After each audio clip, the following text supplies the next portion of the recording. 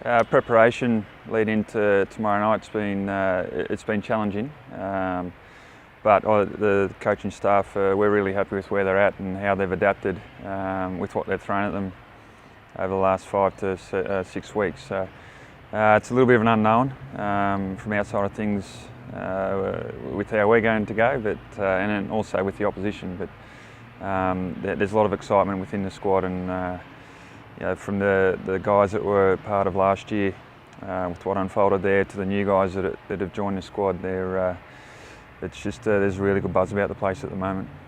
How's the training been going with the team adjusting to the new set of rules? Yeah, we've spoken a fair bit about that, and you've got to be prepared for it. And the training side of things, without focusing too much on it, it's certainly in the back of our minds and the players' minds. But we're going to embrace them and certainly try and get that power try and that 9-point converted try. And we've got a couple of little plays up our sleeve which we'll throw at Fiji, and hopefully they come off. Have you spoken to any of the Fijians about the rule changes and what their thoughts are on them? Not personally. The club have certainly. There was a process there that we had to go through with the opposition teams, and I think historically it won't be too much of an issue for them with how they play. They've been doing that for many years. So, they've embraced it, which again is fantastic. How much of an advantage will it be playing on home ground, not just for this game but also for the rest of the season? Yeah, home ground's always a huge advantage, and like Nick just touched on, having a full capacity here at NIB's is going to certainly assist us, and I think the challenge for us at the moment is to control those emotions leading to tomorrow night, but can't wait. What are you expecting from this Fijian I side? think, like I said a bit there before, historically they're very good around the contact areas. They're aggressive, and on the flip side they play that open field attacking style of rugby, which is very dangerous. So I think we're focused a fair bit this week on defence in preparation for what they'll throw at us. But both sides, I can't wait for just a nice up-tempo, free-flowing game of footy. How do you prefer a defence for the Fijians?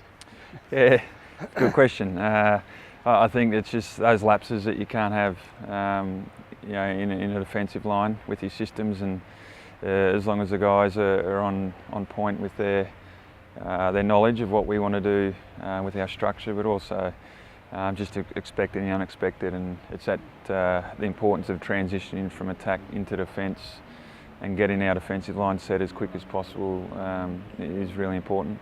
Well, excuse me, when I spoke to John McKee yesterday, he said this is the strongest side he could have put out, albeit just under a test side. I think he's got 3 or 4 test players in there. He's got players he's looking at for the Flying Fijians coming up, World Cup and beyond.